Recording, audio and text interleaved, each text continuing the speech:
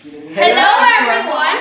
We are the students of Davao Norte State College and taking a Bachelor of Science in Information System. I am Amie Nalzaro and I'm Dyrien Talara And Kristian P. Monares.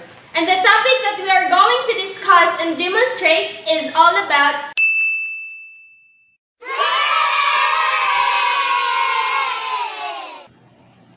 So this time, I am going to discuss what is Eulerian Graph all about. So when we say Eulerian Graph, it is a connected graph whose all vertices are of even degree. A graph will never be called a Eulerian graph unless it contains a Euler path and Euler circle. So when we say Euler path, it is a path in graph that visits every edge exactly once. A path that traverses every edge and every vertex of a graph is called a Euler circuit. If there exists a trail in the connected graph that contains all the edges of the graph, then that trail called as an Euler trail. If there exists a walk in the connected graph that visits every edge of the graph exactly once, with or without repeating the vertices, then such a walk is called as an Euler walk. Take note, a graph will contain an Euler path if and only if it contains at most two vertices of odd degree. So now, let's proceed to Euler circuit. So when we say Euler circuit, it is an Eulerian path that starts and ends on the same vertex. A closed Euler trail is also called as a Euler circuit. A Euler circuit is also known as a Euler cycle. If a connected graph that contains a Euler path but does not contain an Euler circuit, then such a graph is called a semi-Euler graph. The history of graph theory may be specifically traced to 1735, when the Swiss mathematician Leonhard Euler solved the Königsberg bridge problem.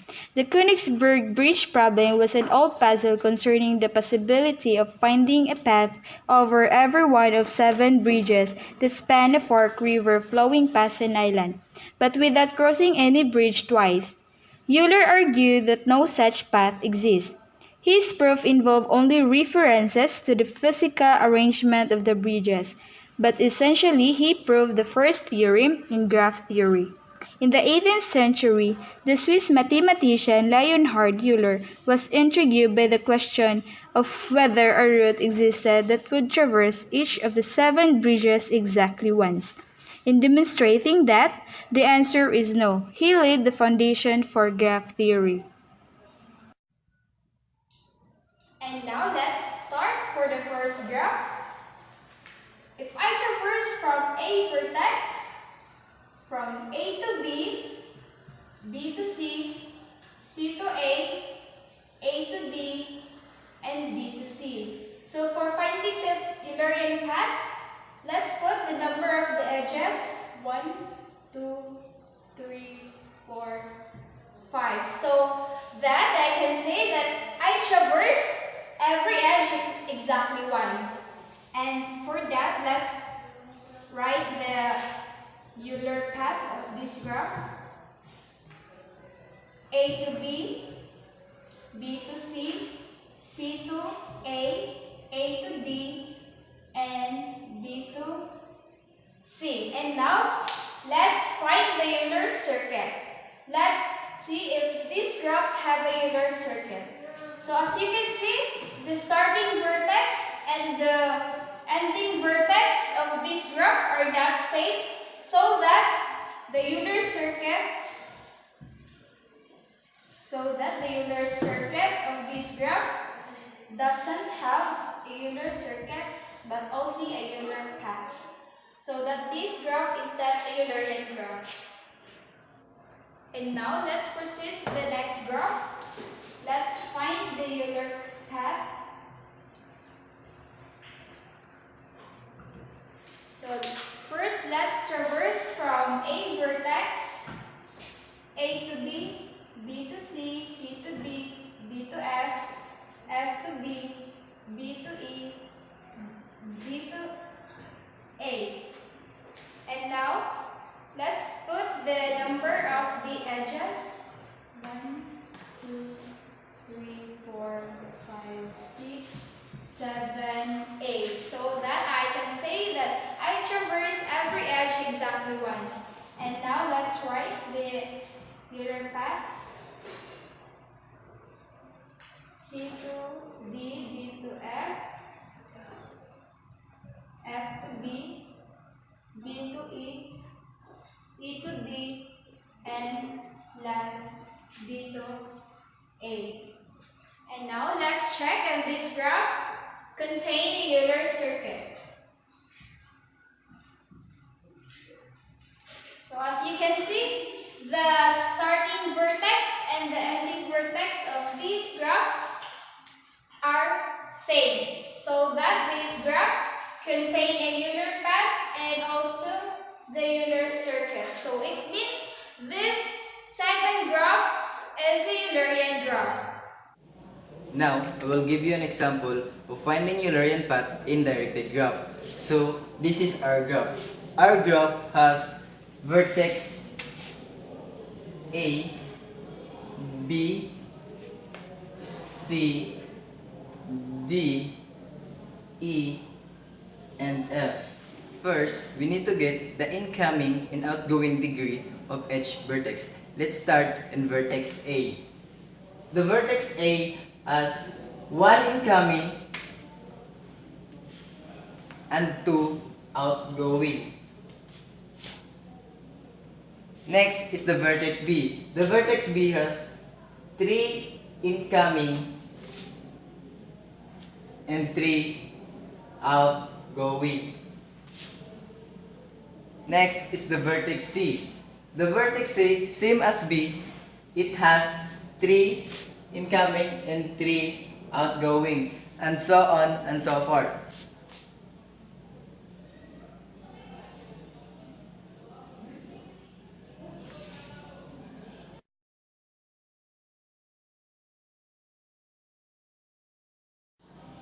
Next is to find a valid starting node.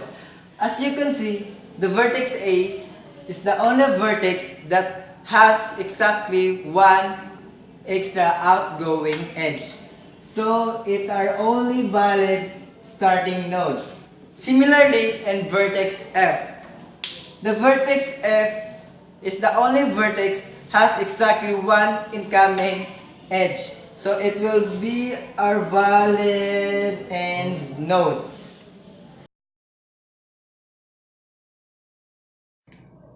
Now we do the DFS trying to traverse as many edges as possible until we get stuck. But we only choose the out degree or out array.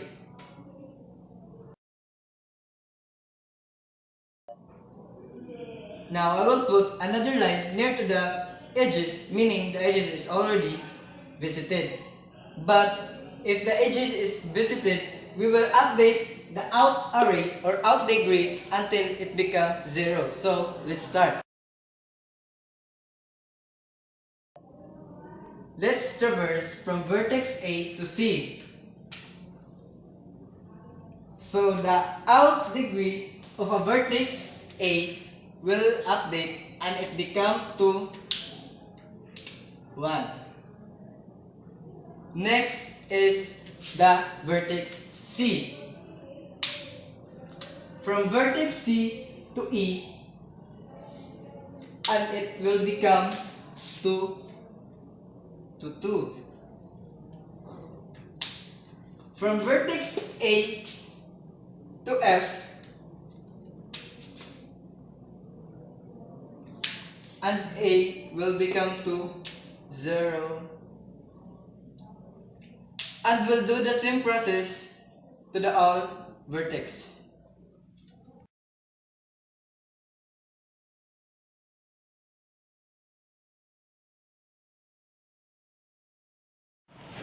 We stuck here in vertex F. As you can see, all the edges in vertex F is already visited. but there are still remaining unvisited edges. So we did not find the Eulerian path because we did not traverse all the edges.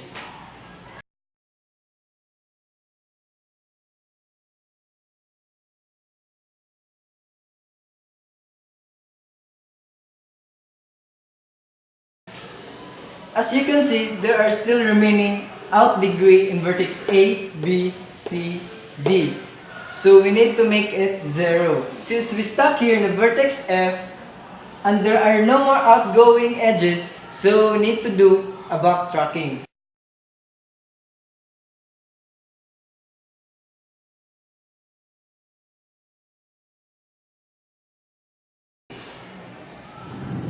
And store the vertex F to our solution array.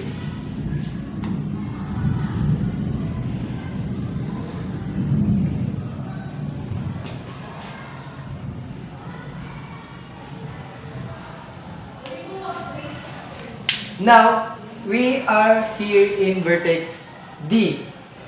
Vertex D has one outgoing edges, so we need to traverse it and update the outgoing degree of vertex D.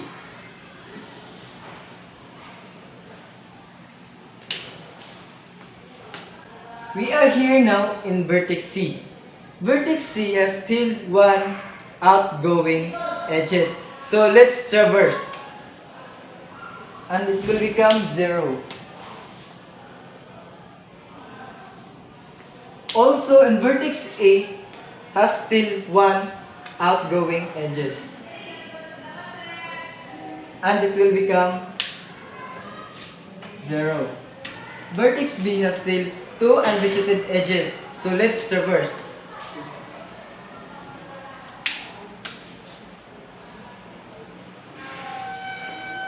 We are here now in vertex D. As you can see, vertex D has no more unvisited edges. Take a look to our degree. B has still one. So, B has still one unvisited edges. Now, let's do backtracking. Let's store the vertex B to our solution array. We are here now in vertex B and traverse the still remaining unvisited edge.